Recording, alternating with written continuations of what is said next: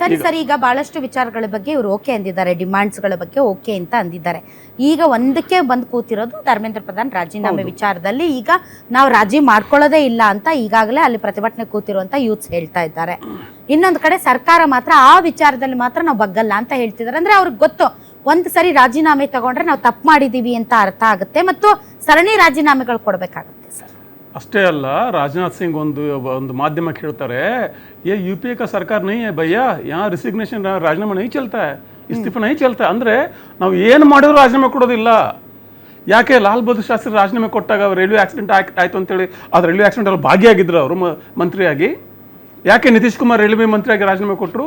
ಯಾಕೆ ಮಾಧವರಾವ್ ಸಿಂಧಿಯಾ ಒಂದು air crash ಆದಾಗ ರಾಜೀನಾಮೆ ಕೊಟ್ಟರು? ಯಾಕೆ ಶಿವರಾಜ್ ಪಾಟೀಲ್ ಯಾಕೆ ರಾಜೀನಾಮೆ ಕೊಟ್ಟರು? 26 ಯಾಕೆ ರಾಜೀನಾಮೆ ಕೊಟ್ಟರು? ಯಾಕೆ ಕೊಟ್ಟರು? ಇವ್ರು ತಲೆ ಕೆಟ್ಟಿದೆ ಅವ್ರಿಗೆ. ಒಂದು ನೈತಿಕ ಹೊಣೆಗಾರಿಕೆ, ನೈತಿಕ ಜವಾಬ್ದಾರಿ, ನನ್ನ ಸುಪರ್ದಿಲಿ ಇದು ಆಗಿದೆ, ಅದಕ್ಕೆ ನಾನು ಹೊಣೆಗಾರಿಕೆ ಹೋಗ್ತೇನೆ. ಯಾರು ಕೇಳಲಿಲ್ಲ ಲಾಲ್ ಬಹದ್ದೂರ್ ಶಾಸ್ತ್ರಿ ಅವ್ರಿಗೆ. ಇವ್ರು ಯಾರನ್ನ ಆದರ್ಶ ಅಂತ ಮಾಡ್ಕೊಂಡಿದ್ದಾರೆ ಬಿಜೆಪಿ ಮತ್ತು NDA ಸರ್ಕಾರದ ಅನೇಕ ಅಂಗ ಪಕ್ಷಗಳು. ಶಾಸ್ತ್ರಿ ಮಾತಾಡ್ತಾರೆ, ಹೆಸರು ಮಾತಾಡ್ತಾರೆ, ಆಮೇಲೆ ಸರ್ದಾರ್ ಪಟೇಲ್ ಅವರು ಮಾತಾಡ್ತಾರೆ. ಸರ್ದಾರ್ ಪಟೇಲ್ ಅವರು ರಾಜೀನಾಮೆ ಕೊಟ್ಟಿದ್ರು ಮಹಾತ್ಮ ಗಾಂಧಿ ಹತ್ಯೆ ಆದ ತಕ್ಷಣನೇ. ನೆಹರು ಅವ್ರು ಕರೆದು ಬೇಡ ನೀವು ಇರಬೇಕು ಅಂತ ಹೇಳಿದ್ರು. ರಾಜೀನಾಮೆ ಕೊಟ್ಟಿದ್ದು ದಾಖಲೆ ಇದೆ. ರಿಟರ್ನ್ ರಾಜೀನಾಮೆ ಕೊಟ್ಟು ನಾನು ಬರೋದಿಲ್ಲ, ನನಗೆ ತುಂಬ ನನ್ನ ಫೇಲ್ಯೂರ್ ಅದು ಅಂದ್ಕೊಂಡಿದ್ರು ಸರ್ದಾರ್ ಪಟೇಲ್. ಹೀಗಿರುವಾಗ ಒಂದು ರಾಜಕೀಯ ಪರಂಪರೆ, ಅದರ ಜೊತೆಗೆ ಒಂದು ನೈತಿಕ ಸಂಪ್ರದಾಯ ಇದು. ನೀವು ಅದನ್ನೇ ಮೂಲೆಗೆ ಬರ್ತೆ, ನಾನು ಶಿಕ್ಷೆ 10 ಕೋಟಿ ದಂಡ ಹಾಕ್ತೇನೆ. ಅರೆ ನೀವು ನಾಳೆ ದಿನ CBIಗೆ ದಾಖಲೆ ಇಲ್ಲ ಅಂತ ಕೋಟಿಗಳಿದ್ರೆ 10 ಕೋಟಿ ಏನು 1 ರೂಪಾಯಿ ಏನು, ಅದು ಸಮಸ್ಯೆ ಅಲ್ವೇ ಅಲ್ಲ. ವಿದ್ಯಾರ್ಥಿಗಳು ಅದನ್ನು ಕೇಳ್ತಾನೆ ಇಲ್ಲ. ಮತ್ತು ನಿನ್ನೆ ಭಾಷಣ ಹೇಳಿದ್ರಲ್ಲ, ಆ್ಯಕ್ಚುಲಿ ನನಗೆ ಭಾಳ ಮಹತ್ವ ಅನ್ನಿಸ್ತದೆ. ಮಧ್ಯರಾತ್ರಿಯಲ್ಲಿ ಪ್ರಧಾನಿಯೊಬ್ಬ ದೇಶವನ್ನು ಉದ್ದೇಶಿಸಿ ಮಾತಾಡಿದ್ದು ಇಡೀ ಭಾರತ ಇತಿಹಾಸದಲ್ಲಿ 2ನೇ ಬಾರಿ ಇದು. ಮೊದಲೇ ಸಾರಿ ಮಾತಾಡಿದ ಪಂಡಿತ್ ನೆಹರು. ಅವ್ರು ಮಾತಾಡಿದ್ದೇನು? When the world sleeps, India will awaken to redeem its destiny and to tryst with the destiny ಅಂತ. ಅಂದರೆ ಇಡೀ ಜಗತ್ತು ಮಲ್ಕೊಂಡಾಗ ಇಂದು ಈ ರಾತ್ರಿ ಇಡೀ ವಿಶ್ವ ಮಲಗಿದೆ, ಭಾರತ ಎದ್ದು ನಿಲ್ತದೆ ತನ್ನ ಕನಸುಗಳ ಜೊತೆ ಸಂಧಾನ ಮಾಡ್ಕೊಳ್ಳೋದಕ್ಕೆ, ತನ್ನ ಹಣೆ ಬರೋನು ತಾನೇ ಬರ್ಕೊಳ್ಳೋದಕ್ಕೆ ಅಂತ ಐತಿಹಾಸಿಕ ಭಾಷಣ ಅದು. 25 best speeches of the world ತೆಗೆದು ನೋಡಿ, ಅದರಲ್ಲಿ ಆ ಭಾಷಣ ಇರ್ತದೆ. ನಿನ್ನೆ ನನ್ನ ದೇಶದ ಪ್ರಧಾನಿ ಮಾತಾಡಿದ್ದು, ನಮ್ಮ ಸರ್ಕಾರ ತಪ್ಪಾಗಿದೆ, ನಾವು ಹಂಗೆ ಮಾಡಿದ್ದೇವೆ, ಹಿಂಗೆ ಮಾಡಿದ್ದೇವೆ, ತಪ್ಪೊಪ್ಪಿಗೆ. ಎಲ್ಲಿಂದ ಎಲ್ಲಿಗೆ ಬಂದಿದ್ದೇವೆ ನಾವು? ಅದು ತಪ್ಪು ಅಂತ ಹೇಳಿ ಎಲ್ಲಿಂದ ಎಲ್ಲಿಗೆ ಬಂದಿದ್ದೇವೆ? ನೀವು ತಪ್ಪು ಅಂತ ಇದ್ದೀರಾ ಸರ್? ನಾನು ಅರ್ಥ ಮಾಡ್ಕೊಳ್ಳಿ, ಎಲ್ಲಿಂದ ಎಲ್ಲಿಗೆ ಬಂದಿದೆ ನಾವು ಪರಂಪರೆ. ಈ ತಪ್ಪೊಪ್ಪಿಗೆ ಯಾಕೆ ಬೇಕಿತ್ತು? ಅಲ್ಲಿ ಧರಣಿ ಕೂತ ಹೋಗಿ ಮಾತಾಡಿಸಿ ಬೆನ್ಸವ್ರೆ, ಆಯ್ತಪ್ಪ ನಾನು ಮಾಡ್ತೀನಿ, ಮುಗೀತಲ್ಲ. ನಿಮ್ಮ ಪ್ರಧಾನಿ ನಿವಾಸದಿಂದ ಎಷ್ಟು ದೂರ ಇದೆ ಜಂತರ್ ಮಂತರ್? ಪ್ರಧಾನಿ ನಿವಾಸದಿಂದ ಲೋಕಸಭೆಯಿಂದ ಎಷ್ಟು ದೂರ ಇದೆ ಜಂತರ್ ಮಂತರ್? ನಿಮಗೆ ಇವತ್ತು ಕ್ಯಾಬಿನೆಟ್ ಮೀಟಿಂಗಲ್ಲಿ ಮಂತ್ರಿಗಳ ಸಲಹೆ, ಇನ್ಸ್ಟಾಗ್ರಾಮಲ್ಲಿ ಆಕ್ಟಿವ್ ಆಗಿರಿ ನೀವು ಅಂತ. ಒಳ್ಳೆ ಆಡಳಿತ ಕೊಡಿ ಅಂತ ಅಲ್ಲ, ಇನ್ಸ್ಟಾಗ್ರಾಮಲ್ಲಿ ಆಕ್ಟಿವ್ ಆಗಿರಿ. ಏನು ಅಲ್ಲ, ಈಗ ಅಲ್ಲ ರೀ ಅದು ನಾನು ಹೇಳ್ತಾ ಇರೋದು.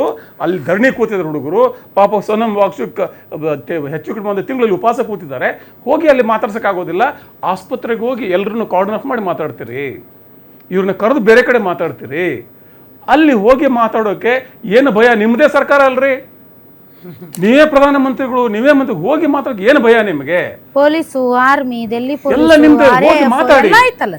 ಎಂತ ವಿಜುವಲ್ ಅದು. ಪಾಪ ಒಂದ್ ಸ್ವಲ್ಪ ಏನಾದ್ರು ಮಾಡಿದ್ರೆ ಹಾಕಿ ದನ ಬಡ್ದಂಗ್ ಬಡಿತಾರಲ್ಲ, ಇನ್ನೇನ್ ಮಾಡ್ತಾರ ಅವರು? ಒಬ್ಬ ಪ್ರಧಾನಮಂತ್ರಿ ಹೋಗಿ ಯುವಕನ ಬೆನ್ನ ಮೇಲೆ ಕೈಯಾಡಿಸಿ, ಆಯ್ತಪ್ಪ ತಪ್ಪಾಗಿದೆ ನಂದು ಸುಧಾರ್ಸ ಹೇಳ್ಬಿಟ್ಟು ಮುಗಿತಲ್ರಿ ಮಾತು. ಆ ಒಂದು ಮಾತೇ ಇಲ್ಲ. ಮಾತಿನಲ್ಲಿ ಕೂಡ ನೀವು ರೈತರ ವಿಚಾರದಲ್ಲಿ ಮಾತಾಡಿದ್ವಲ್ಲ, ತಪ್ಪೇನಿದೆ ಮೇಡಮ್? ತಪ್ಪೇನಿದೆ ಮೇಡಮ್? ಮೆಲನಿಗೆ ಹೋಗಿ ಮೆಲಡಿ ಚಾಕ್ಲೇಟ್ ಮೆಲಡಿ ಸೆಲ್ಫಿ ತಗೋತೀರಿ? ಅಲ್ಲ, ಮೆಲಡಿ ಅದನ್ನೇ ಮೆಲಡಿ ಚಾಕ್ಲೇಟ್ ಕೊಟ್ಬಿಟ್ಟು ಮೆಲಡಿ ಕಾವು ಕುಜ್ಜಾನ್ ಜಾವು ಅಂತ ಹೇಳಕ್ಕಾಗುತ್ತೆ? ಇಲ್ಲಿ ಪ್ರತಿಭಟನೆ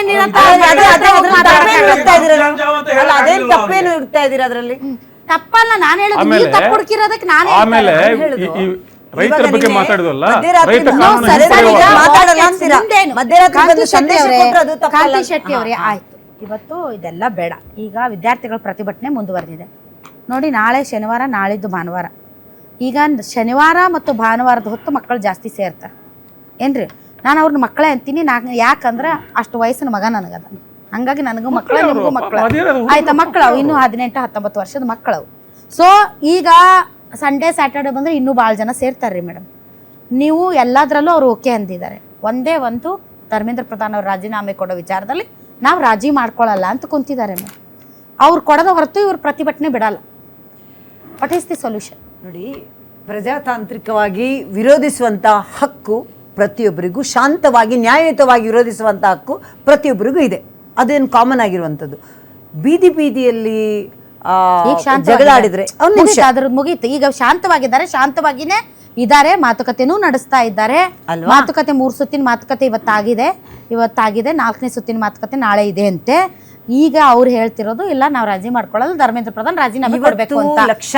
ನೆಕ್ಸ್ಟ್ ಲಕ್ಷಾಂತರ ವಿದ್ಯಾರ್ಥಿಗಳಿಗೆ, ಅವರ ಪೇರೆಂಟ್ಗಳಿಗೆ ದೇಶದ ಎಲ್ರಿ ಬೇಕಾಗಿರೋದೇನು, ಇದಕ್ಕೆ ಸೊಲ್ಯೂಷನ್ ಏನು, ಮುಂದೆ ಈ ಥರ ಆಗದಂಗೆ ಏನು ಮಾಡಬೇಕು, ಈಗ ನಡೀತಾ ಇರುವಂಥದ್ದು ಈ ಒಂದು ಯಾವುದೇ ಒಂದು ದೇಶ ಈ ಥರ ಬರೀ ಕಚ್ಚಾಟದಲ್ಲೇ ಇರಬೇಕಾ, ದೇಶದ ಅಭಿವೃದ್ಧಿ ಬಗ್ಗೆ ಗಮನ ಹರಿಸೋದು ಬೇಡವಾ? ಖಂಡಿತವಾಗ್ಲೂ ಇದನ್ನು ಆದಷ್ಟು ಬೇಗ, ನಾನು ಹೇಳಿದ ಪಾರ್ಲಿಮೆಂಟ್ ನಡೀತಾ ಇದೆ, ಯಾಕೆ ರಾಹುಲ್ ಗಾಂಧಿ ಅವರು ಅಲ್ಲಿ ಹೋಗಿ ಮಾತಾಡ್ತಾ ಇಲ್ಲ?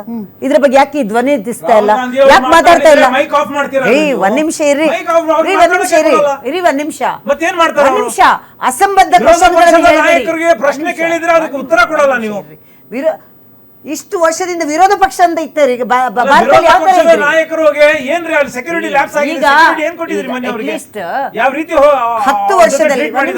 10 ವರ್ಷದಲ್ಲಿ ಒಂದು 55 ಸೀಟು ಇರ್ಲಿಲ್ಲ. ಈ ಸರಿ ಅಟ್ಲೀಸ್ಟ್ ಎಲ್ಲಾರು 2 ಸೀಟ್ ಇತ್ತು ನಿಮ್ದು. ಇಡೀ ಭಾರತ ದೇಶದಲ್ಲಿ 2 ಸೀಟ್ ಇತ್ತು. ಬಹಳ ಒಳ್ಳೆ ಕ್ವಶನ್ ಹೇಳಿದ್ರಿ, ಬಹಳ ಒಳ್ಳೆ ಕ್ವಶನ್ ಹೇಳಿದ್ರಿ. 1982 ಅಲ್ಲಿ 2 ಸೀಟ್ ಇದ್ದದನ್ನು ಈ ಲೆವೆಲ್ಗೆ ತಂದಿದ್ದಾರೆ ಭಾರತದ ಈ ಜನತೆ ಅಂತ ಹೇಳಿದ್ರೆ ಖಂಡಿತ ಅರ್ಥ ಆಯ್ತಲ್ಲ ಯಾವ ರೀತಿ ಬಂದಿದ್ದಾರೆ, ಯಾವ ರೀತಿ ಪ್ರಜಾಪ್ರಭುತ್ವ ವ್ಯವಸ್ಥೆಯನ್ನ ಬುಡಮೇಲೆ ಮಾಡಿದಿರಿ, ಹಂತ ಹಂತವಾಗಿ ಯಾವ ರೀತಿ ಮೋಡಸ್ ಆಪರೆಂಡಿ ಯೂಸ್ ಮಾಡ್ತಾ ಇದ್ರಿ, ಇಡೀ ಪ್ರಪಂಚ ಗೊತ್ತದು.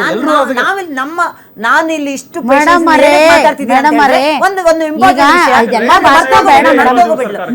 ಇಷ್ಟು ನಿಧಾನವಾಗಿ ಏನಕ್ಕೆ ಮಾತಾಡ್ತಿದ್ದೀನಿ ಅಂದ್ರೆ, ಇರ್ಬೋದು, ವಿದ್ಯಾರ್ಥಿಗಳಿರ್ಬೋದು, ಬೀದಿಯಲ್ಲಿ ಕೈ ಮಲಸದೆ ಸಮಾಜ ಎಲ್ಲಿ ಹೋಗುತ್ತೆ ಅದನ್ನು ನಾವು ಯೋಚನೆ ಮಾಡ್ಬೇಕಲ್ಲ. ಪೊಲೀಸರ ಲಾಠಿನ ವಿದ್ಯಾರ್ಥಿಗಳು ಹೊಡ್ಕೊಂಡು ಹೋಗಿದ್ದಾರೆ ಅಂದ್ರೆ ಅದನ್ನ ನಂಬೇಕಾ? ನಿಜವಾಗ್ಲೂ ನಂಬೇಕಾ ಇದನ್ನ? ಒಂದ್ ನಿಮಿಷ ಸರ್, ನಾನು ಹೇಳುದು, ನೀವು ವಿಜುವಲ್ಸ್ ನೋಡಿದೀರಾ? 7-8 ವಿಜುವಲ್ಸ್ ನಾನು ಪರ್ಸನಲ್ ಆಗಿ ನೋಡಿದೀನಿ, ಕ್ಲೀನಾ ಮತ್ತೆ ನೋಡಿದೀವಿ. ಯಾವ ತರ ಪೊಲೀಸರ ಲಾಠಿಯನ್ನ ನಿಜವಾಗ್ಲೂ ವಿದ್ಯಾರ್ಥಿಗಳು ಹಿಡ್ಕೊಂಡು ಹೋದ್ರಂತ ಹೇಳ್ತೀರಾ? ಈ ತರ ಒಂದ್ ನಿಮಿಷ ಸರ್,